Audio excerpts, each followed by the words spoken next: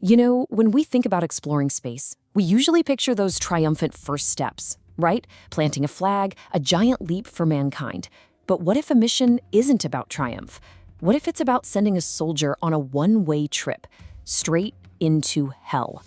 Well, that's the story of Venera 13. Okay, so let's set the scene. In 1969, America lands on the moon. And yeah, it's a vacuum, it's cold, but it's quiet, it's tranquil. We came home. But while the US was playing around on this peaceful gray rock, the Soviet Union, they were aiming for something completely different. A far, far more brutal target. They were going to Venus. And let me tell you, Venus is anything but peaceful. So how bad is it? Well, first, the temperature. We're talking 464 degrees Celsius. That's over 860 degrees Fahrenheit. To put that in perspective, lead melts on contact with the ground there. Instantly. It's a literal furnace. And you know, if the insane heat doesn't get you, the air will. The atmosphere is this thick, toxic blanket of almost pure carbon dioxide. And the clouds? Oh, they're not water. No. They rain down pure, concentrated sulfuric acid, stuff that just dissolves metal. Then there's the pressure. And this is the part that's just mind-bending. The pressure on the surface of Venus is 90 times that of Earth. It's like being almost a full kilometer deep in the ocean. The weight of the air alone would crush a modern military submarine, just like a soda can. This place isn't just hostile. It feels like it was designed from the ground up to destroy anything that dares to touch it. So yeah, this isn't just another science story, is it? It's a war story. This is the story of the greatest suicide mission in the history of robotic exploration. It's the story of an iron soldier that walked right into hell. All right, let's talk about the backstory here. The Soviets were absolutely obsessed with Venus. It was their planet to conquer in the space race. But for decades, Venus, it fought back. It just chewed up and spit out everything they sent, turning the whole planet into a graveyard for their ambitions. I mean, for years, they just kept throwing machines at this planet. Venera 4, crushed like a bug by the atmosphere before it even got close to the ground. Venera 5 and 6, broiled, literally cooked alive in the clouds. Then there was Venera 7. It actually made it. It was the first to land, and it tipped over and died in just 20 minutes.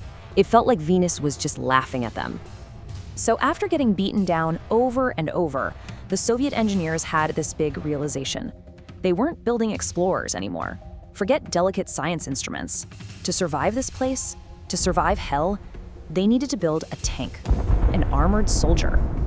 And so from that new philosophy came their champion, Venera 13. This was not a machine for elegant exploration. This was a beast, a brute forged for one and only one purpose: sheer survival. And the armor on this thing was just incredible. First, a spherical titanium pressure vessel, basically a cannonball to handle that insane pressure. It was coated in specialized alloys to fight off that acid rain. But the real genius was the cooling system. They pre-chilled the entire lander to minus 10 degrees Celsius before entry, turning its insides into a massive heat sponge, just to buy it a little time. But look, the engineers were realists. They knew the heat would win. They had to. They calculated that their brilliant heat sponge design would last for 32 minutes. That was it. The entire mission was designed to last just 32 minutes. That's all the time they had to make history before being cooked alive. So the day comes, March 1st, 1982. The Iron Soldier is deployed, and the descent into madness begins. It's a violent, hypersonic plunge straight into the jaws of Venus. I mean, the entry was just brutal. The probe is screaming through the atmosphere, glowing hotter than the sun. It pops a parachute, but get this, the air is so thick, it's like falling through syrup. So they did something that sounds absolutely crazy. They ditched the parachute and just let the thing free fall, using only a metal ring as a brake before it slammed right into the ground. Impact. It hits the surface, hard. And for a moment, there's just silence. And then a signal comes through. Against all odds, against all reason, it survived. It was sitting on the surface of hell, and it was alive.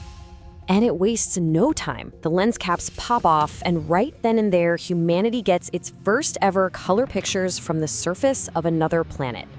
And what a view it was. Cracked, slab-like volcanic rocks, a heavy, oppressive, sickly yellow sky. The whole world just bathed in this eerie orange glow. But pictures weren't enough. It started drilling into the soil, analyzing it. But to really understand the horror of this place, you had to do more than see it. So Venera 13 did something else, something incredible. It turned on a microphone. Listen. Just listen. That sound? That is not static. That's not interference. That is the wind of Venus. You are hearing the actual sound of wind on another planet for the very first time. So, remember that 32-minute lifespan? The clock ticks past it. Then it hits 60 minutes, then 90. The electronics inside are literally cooking, operating way, way beyond their breaking point. And still, the probe keeps transmitting.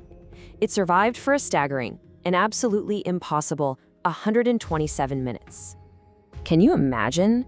For over 2 hours, this thing held the line. It stood its ground against an entire planet that was actively trying to kill it. At that point, it wasn't just a machine. It was a soldier that just refused to die. But even the toughest soldier has a breaking point.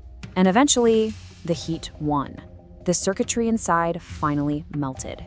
The systems gave out, and that heroic transmission from the surface of Venus, it ended forever.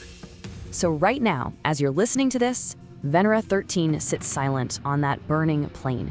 It's a titanium skeleton, a monument on a world of fire, a monument to human stubbornness, really, in the face of the completely impossible. And just to put that into perspective for you, with all our technology today, with everything we've learned since, no lander from any country has transmitted from the surface of Venus since 1985. That's how hard this was. It just makes you wonder, doesn't it? For 2 glorious hours, this little robot from Earth basically conquered hell. It sent back everything it could. But as its metal skeleton sits there, right now, under that oppressive yellow sky, what secrets is that iron soldier still guarding?